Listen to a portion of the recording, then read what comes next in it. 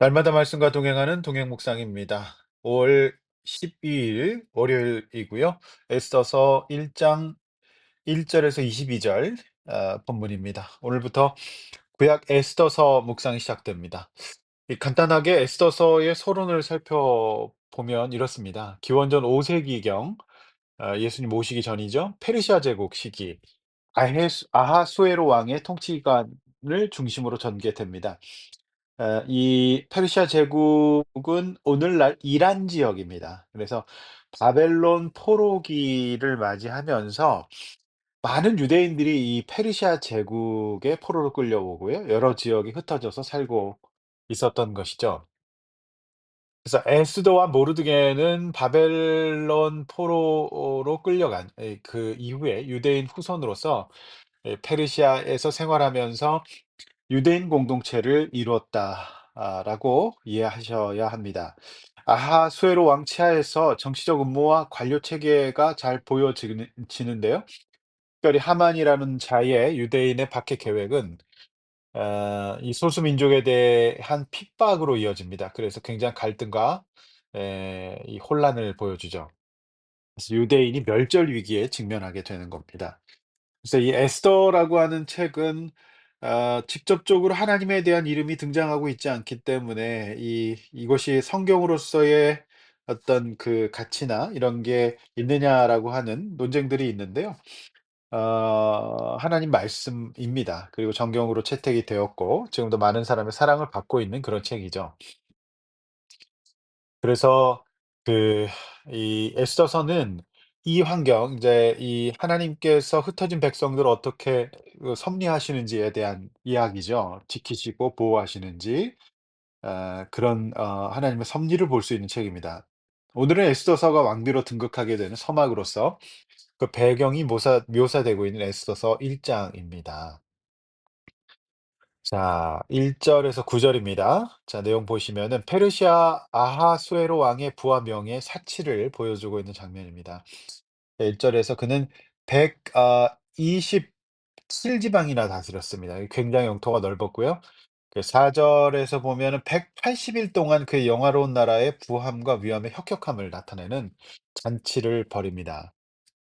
그래서 5 절 이날이 지나고도 왕궁 후원의 뜰에서 7일 동안의 잔치가 또 인제 진행이 됩니다. 얼마나 이게 인제 그 풍성했으면 그랬겠습니까? 그래서 이제 6-7 절에 보면은 이런 말씀들 통해서 뭐 대리석, 기둥, 은고리, 금과 은, 벽석, 운모석, 흑석 이런 게 다 나오죠.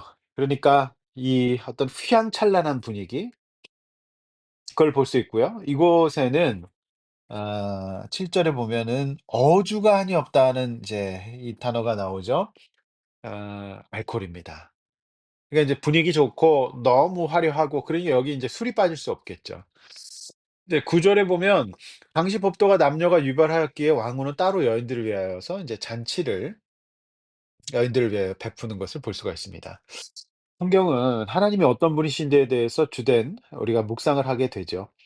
동시에 성경에 등장하는 인물과 사건들을 교훈 삼아 본받아야 할 것과 본받지 말아야 할 것을 찾아 묵상할 수 있습니다. 그런 면에서 애써서는 일종의 부정적인 교훈으로서 우리가 피해야 될 모습의 교훈을 많이 보여주죠. 또 닮아야 될 것도 보여줍니다. 얼마 전 우리 교회에서 말씀을 전해 주신 미래학자 최훈신 목사님께서 한창 각각받는 자리에 있을 때는 하나님이 잘 안 보이더라는 간증을 해 주셨던 것을 기억합니다. 그렇습니다. 아무리 화려하고 휘황찬란한 부귀 영화를 누리고 있더라도 그것은 하나님의 나라 천국과 그분의 영광과 권능에 비하면 아무것도 아닙니다. 하나님을 모르는 자들은 자신이 천상천하 유아독존이라고 생각하지만 천만의 말씀입니다. 이것은 이내 얼마 안 돼 사라질 신기루와 같은 영광일 따름이죠. 자, 이런 상황에 항상 등장하는 것이 있습니다. 그것은 뭡니까? 어주, 알코올이죠. 이 알코올이 결국 사다를 냅니다. 사람의 뇌에서 전두엽은 이성 기능, 판단 기능, 언어 기능, 감정 조절 기능과 같은 인격적인 핵심 기능을 담당합니다. 그런데 우리 뇌의 이 전두엽 기능을 가장 확실하게 멈추는 방법이 있습니다.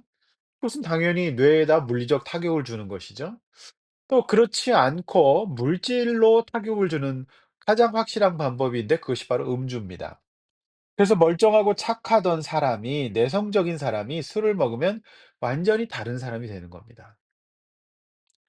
자 10절 왕의 주흥이 일어납니다. 여기 보니까 왕이 주흥이 일어난다. 얼마나 품하셨으면 취했다는 말이죠. 그래서 11절 사람을 불러 충동적인 행동을 합니다.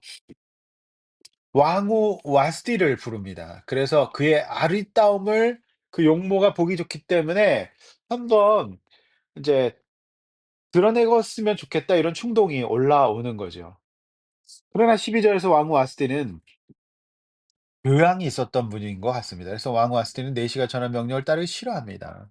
그러니까 왕이 어떻게 합니까? "진노하여 마음속에 불이 붙는 듯 하다."라고 하는 거죠.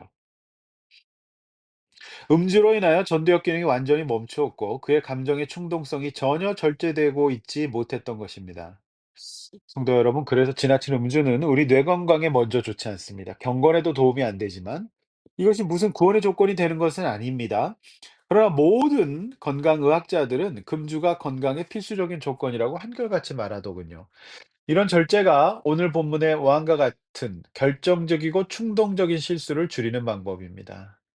여러분은 어떠신지요? 13 절에서 22 절은 페르시아 왕국의 복잡한 정치 체제와 그 속의 인간 군상들의 모습들이 나옵니다. 왕은 왕이 살해를 한 현자죠. 그러니까 이제 참모입니다. 그들에게 묻습니다. 그러자 16 절, 이 왕의 기색을 살피던 이 무무간이라고 하는 사람이 대답을 합니다. 왕후 와스티가 왕에게만 잘못했을 뿐 아니라 아수아로 왕의 각 지방 관리들과 무백성에게 잘못했다. 이런 이제 황당한 이제 논리를 펼칩니다. 어 그가 하는 말이 이 사실이 밖으로 알려지면 나라의 모든 남자들이 멸시를 당할 것이라는 말도 안 되는 논리를 펴니다. 그래서 19 절 결국 "죄 없는 왕비 와스티를 폐위하라. 탄핵하라." 이렇게 말하는 거죠. 그래서 "다시는 왕 앞에 오지 못하는 조서를 내리소서." 20절 "이 조서가 내려지면 백성들 중 남편이 존경받지 못할 것이다." 그러니까 이게 내려지면은 인제 그 존경받지 못하는 게 그치고 "남편들이 존경받을 것이다." 이런 말도 안 되는 말을 합니다. 조언을 하는 것이죠.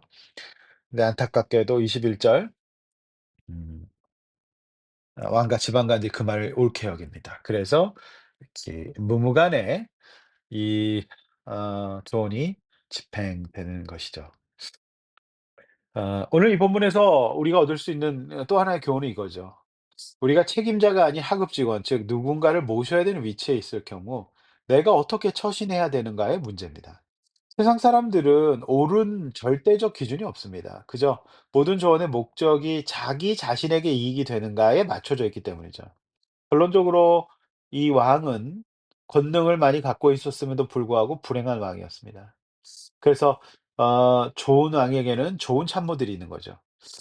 왕에게 현명하고도 바른 조언을 하는 참모가 없었던 겁니다. 이 내용을 이렇게 적용해 볼 수 있습니다. 내가 리더라면 나는 합리적인 판단을 내가 먼저 내릴 수 있는가? 그리고 또 조언을 어떤 사람에게 듣고 있는가? 그리고 그 조언을 바른 것인가라고 검증할 수 있는가라는 질문해 보셔야 됩니다. 또 내가 팔로워 입장이라면 내가 모시고 있는 리더와 내가 속한 조직에서 당장의 이익보다 큰 틀에서 하나님 앞에서 옳은 것, 그런 조언들을 하고 있느냐의 문제를 오늘 여러분의 사회생활에서 적용해 보실 수가 있겠습니다. 결론적으로 그리스도인에게 교만과 흥청망청은 금물이고요. 뇌 건강을 잘 유지하기 위해서 해로운 것은 피하셔야 됩니다. 그리고 조언을 듣고 조언하는 문제에 있어서 오늘 에스더서 1 장이 보여주는 페르시아 왕국의 어리석음을 피하시기를 바랍니다. 기도하시겠습니다. 하나님 아버지, 어제 거룩한 주일 잘 보내고 특별히 용인 동행교회 7 주년 예배를 드리게 하셔서 감사합니다. 또 이번 한 주간 시작됩니다. 이제 에스더서와 함께 우리의 사회생활에 하나님의 오름이 임하게 하여 주시옵소서. 이번 한 주간 우리 성도들 지켜 주시옵소서. 은혜 베풀어 주시옵소서. 예수님의 이름으로 기도하옵나이다. 아멘.